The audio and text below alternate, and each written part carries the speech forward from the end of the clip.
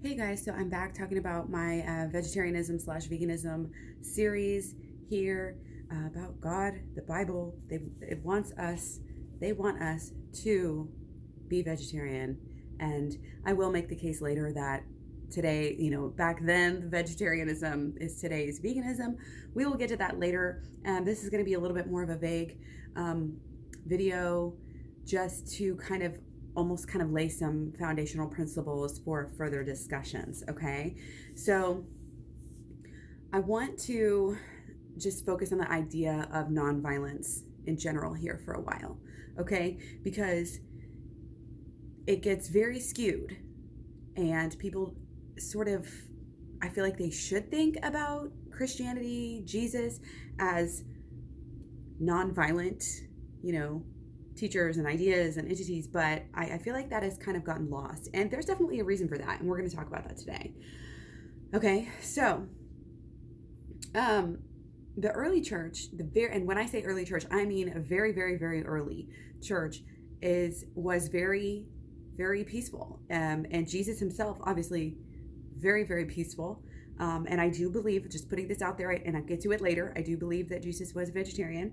But going on with what we're talking about now, again, the early church, we just need to talk about what this was, because the early church was happening as Jesus was alive. It was starting to be created, and this is the true church, I believe.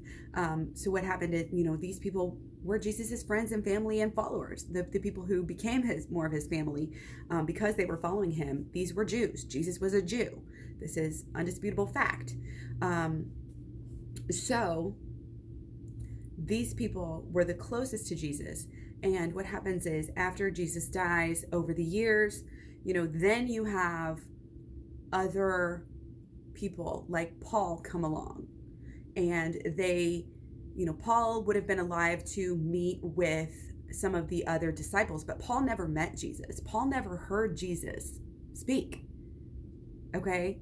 So why is most of the New Testament based on Paul and Paul's writings? And he literally wrote most of the Old Testament.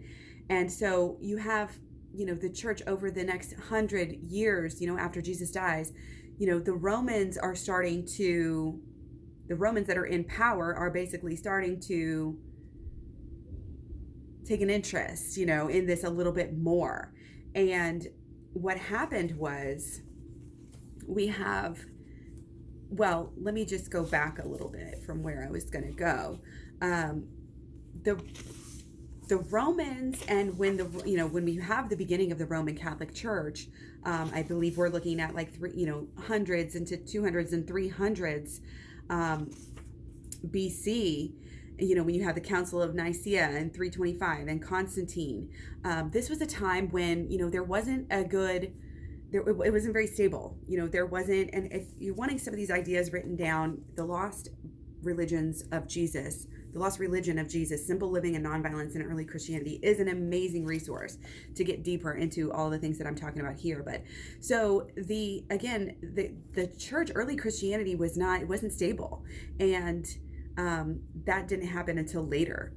When they had that Council of Nicaea and they were able to focus out, what they actually wanted to say and what they actually wanted. But up until then, you just have the true disciples of Jesus who were, walking around, spreading God's word. And I think they thought that Jesus was going to come back so soon that they didn't have to write anything down. Things weren't written down for quite a long time. Also, the lack of resources, because these people were more on the poor side, and you have somebody like Paul who had more connections, and was a Roman, in fact, and was able to influence the scribes who were rich. I mean, we see Jesus later calling them, or earlier, I guess, calling them, hypocrites and all of that. But it's just one of those things, you kind of have to realize the actuality of what was going on. And so what was happening was, the people who were following Jesus, they basically, they had to denounce him to the Romans, and the Roman, the Jews, who, like, more the Pharisees, who were in more power at that time, and who were more hypocritical and not following the Torah in the correct way. And so they kind of had to go into this underground, and so did their teachings. And then over again, the next couple hundred years, you really had a church that came into power that was not accepting of not only Jews, but these early Christians as well. So they're the ones who are, becoming into this Council of Nicaea. They're the ones who are, writing things down. And you have to understand that they definitely had hidden agendas here. Okay. And one of the first things we need to realize, of course, is that because they were against the Jews, they were separating themselves. At the very beginning, the Christians had to decide, are we Christians? Are we Jews? Like, what are we?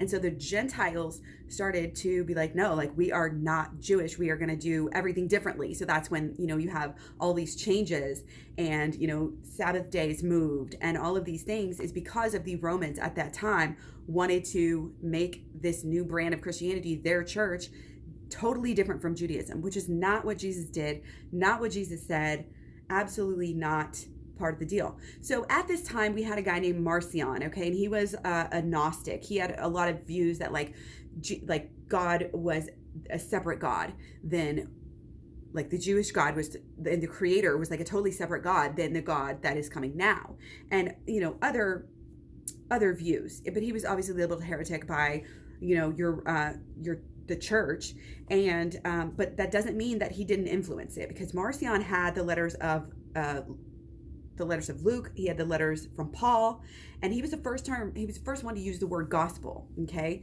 he made a huge impact because he basically what happened is that the church paid a lot of attention to this Marcion, and they were really threatened by Marcion and other Gnostics at this time, and they wanted to maintain their power and they wanted to maintain control. So basically what they did is, they used his collection. He had a strong influence on the New Testament, okay? There basically was no gospel, no letters from John that were written down at this time, okay? He was kind of the first one to do that. He had those collections. He used the term gospel. Without Marcion, there would have been no New Testament, no letters of Paul. Even though he was a heretic, he really did influence this, okay?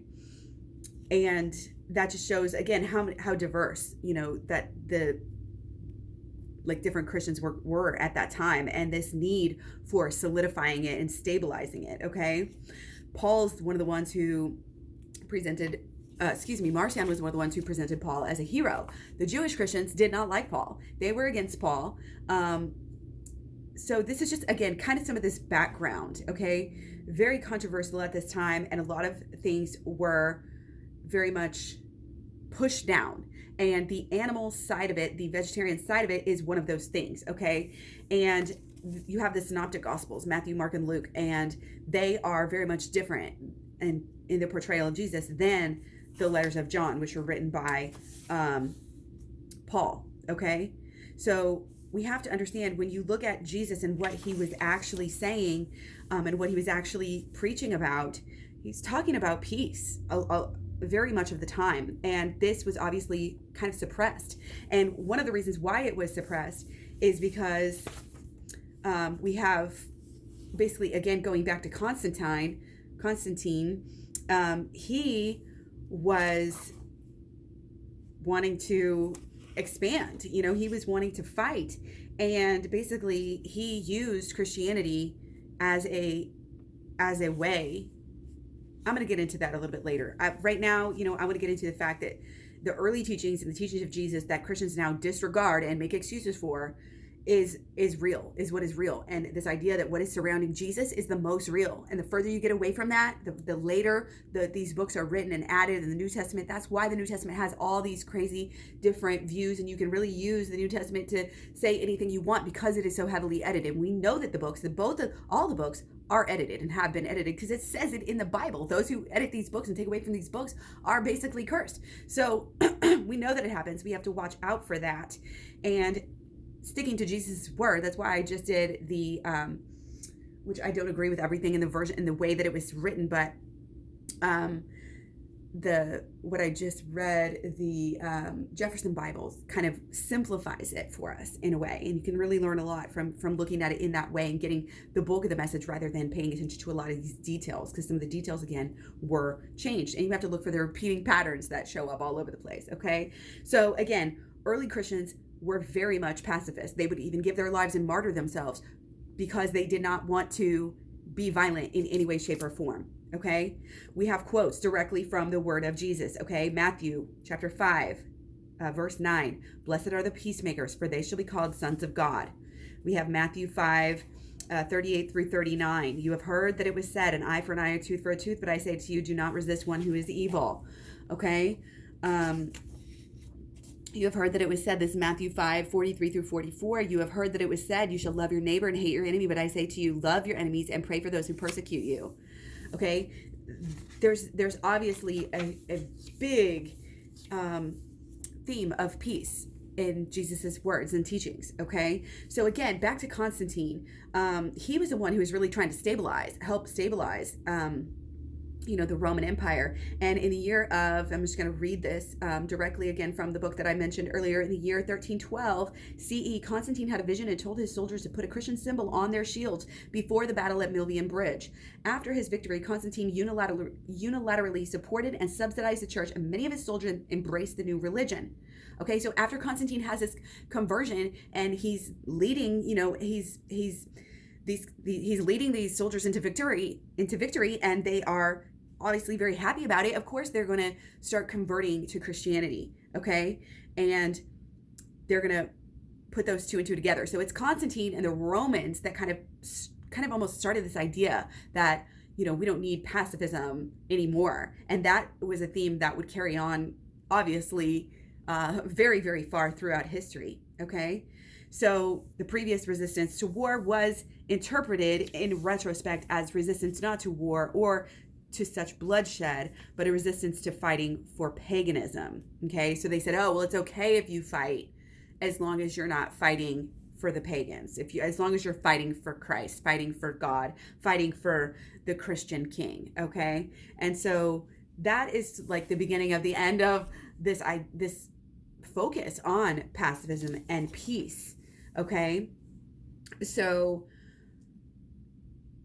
that I'm just going to leave it there because I want to keep these videos nice and short for you guys, just to kind of get these seeds planted in your head. And we're going to come back with more talks and a continuation of this series on vegetarianism and the Bible. Thanks so much. Bye.